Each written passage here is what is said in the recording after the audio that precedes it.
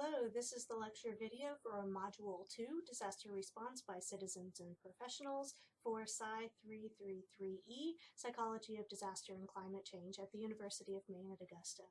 Now this module should take you about 2 weeks worth of coursework and homework. The readings for this week include one article that is up on Blackboard, that is the Khan et al. Article, and then otherwise I want you to take a look at our Natural Hazards book, which you will have purchased by now. And I want you to read chapter 1 and then also pick 3 chapters from chapters 3 through 14 according to your interests. Don't be afraid of this textbook. I know that it talks about a lot of the science behind natural hazards as well as a lot of like urban and regional planning sorts of issues that go into it, but it's very readable and it gives a great deal of contextual information for the hazards that you will be choosing based on your interests. You'll also notice that one of the chapters is on climate change, and you are very welcome to choose this if you want to jump ahead and start looking at climate change, or you can pick some others and just be confident that you'll get to look at climate change plenty on in the future. Up to you. I'm also going to include a slide talking about disaster risk definitions and some of the terminology that is commonly used. This is up on Blackboard. I'm going to open it right now so that we can talk through the terminology. So this slide is from CLIMA, which is a climate change center based in the Philippines, and the slide comes from a presentation by Gotenko and Perez, which I have linked to from the Blackboard site. It's available online. And on this slide, you'll see that there are some definitions that are very commonly used by disaster and climate change professionals as well, basically talking about risk. And at the bottom, you'll see a formula because risk is a function of these other issues that we're going to be discussing here. Risk is the likelihood of harm, loss from a disaster or the experience of a disaster. So it actually being a disaster rather than just something that happens. The hazard is the physical impact of the disturbance. It's the thing itself that occurs or that may occur at any given time as it's happening.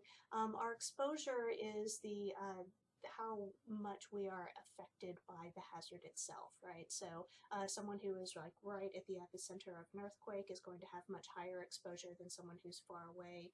Someone who is living on the streets is going to have a much higher exposure to a hurricane than somebody who is in a shelter or in their home.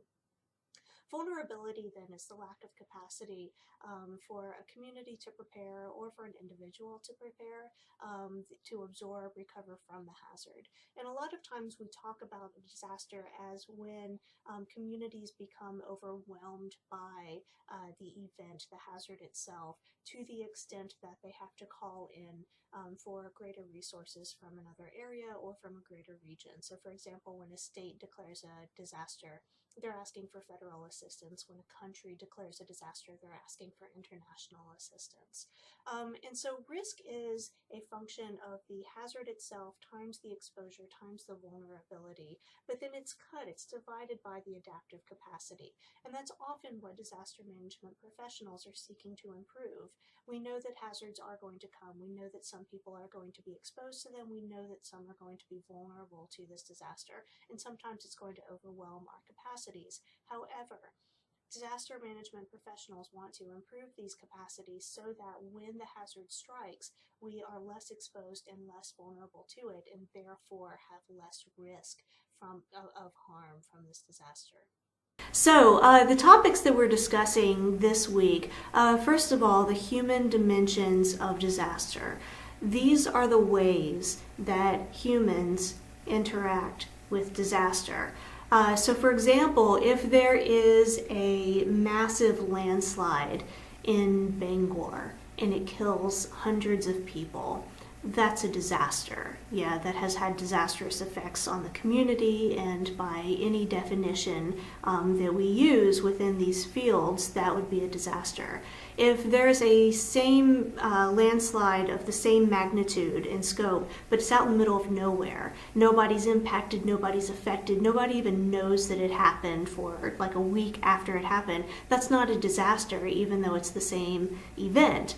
What makes it a disaster is the way that it affects people. And so that's what we're talking about with the human dimensions, are all the ways in which people are affected by disasters, are impacted by disasters, and prepare for disasters. We'll also be talking about the disaster response cycle. This may also be called the disaster management cycle, different, similar terms like that. But the basic idea behind the disaster response cycle is that disasters are not single events.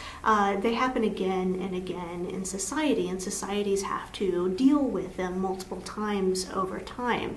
The basic structure of the disaster response cycle is we think about preparedness before a disaster. We are getting ready as best we can so that if and when a disaster happens, we're ready for it. It won't affect us as severely as it would if we weren't prepared.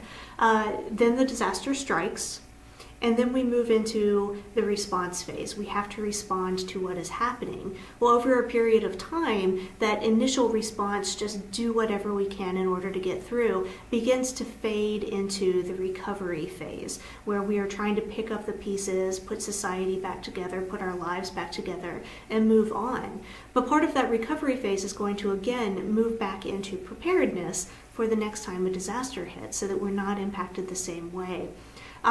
Depending on what field you are in, depending on how exactly you work with disasters, there may be 6 or 8 different stages within this disaster response cycle. You may just think about these few particular structures.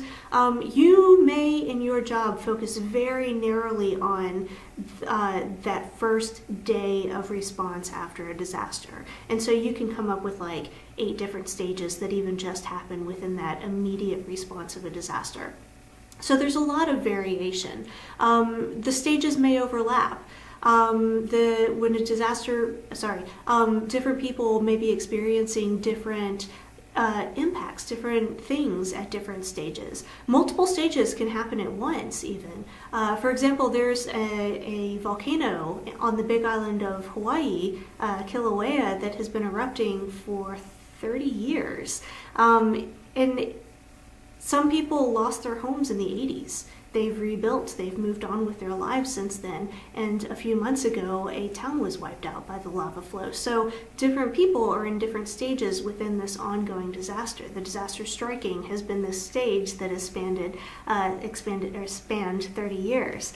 It's not always real cut and dry, but the disaster response cycle has been a useful concept for people in different fields to talk about about disaster, and so we will be using it.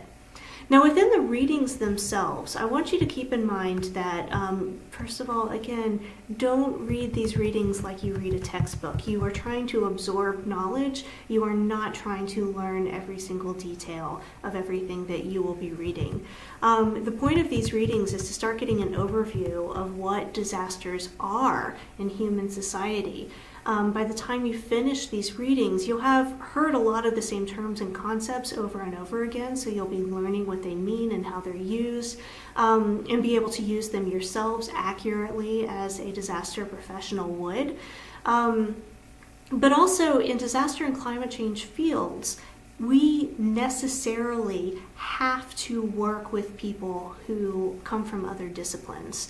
And that means understanding how our partners look at the same event, but from a totally different perspective. So like when a disaster manager, a scientist, a politician, an engineer, when they're talking about disaster, they may be talking about the same event, but what exactly do they mean when they're talking about a disaster? What are they talking about? What's important to them?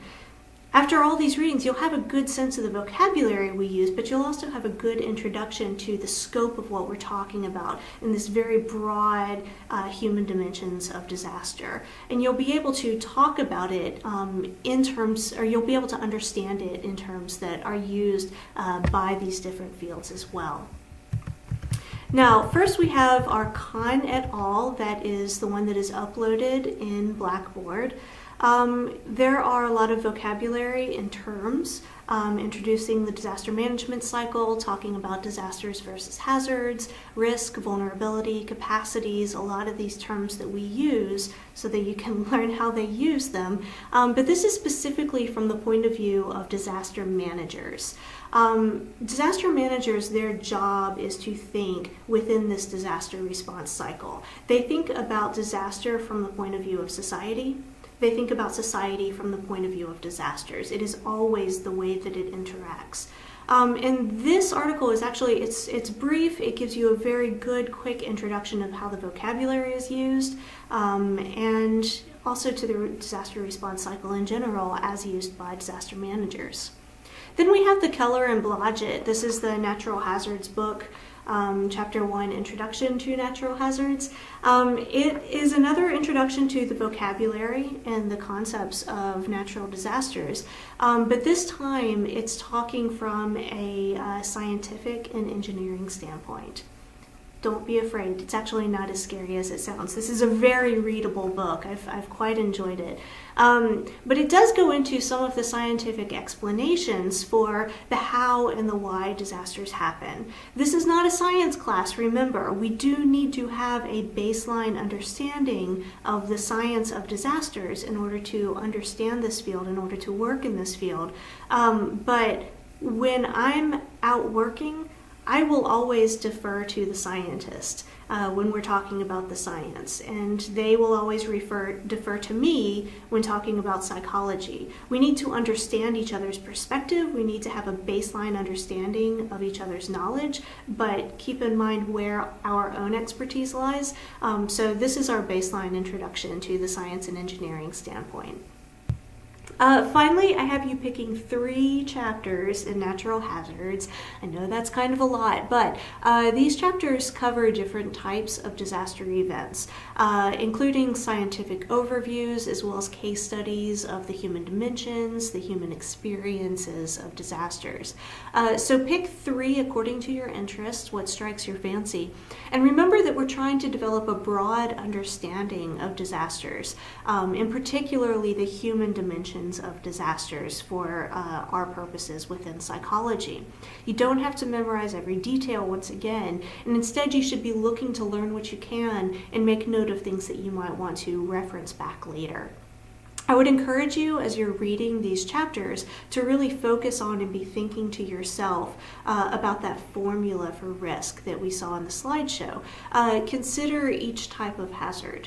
What would be associated exposures and vulnerabilities for individuals, for society as a whole, and where might we focus in order to increase our adaptive capacity, again, as individuals and as society as a whole. And if you walk away from reading these 3 chapters with a good understanding of where we as psychologists would be thinking or working in terms of these human dimensions of disaster, you'll have a really good sense of where we can fit into this very large, broad, interdisciplinary field.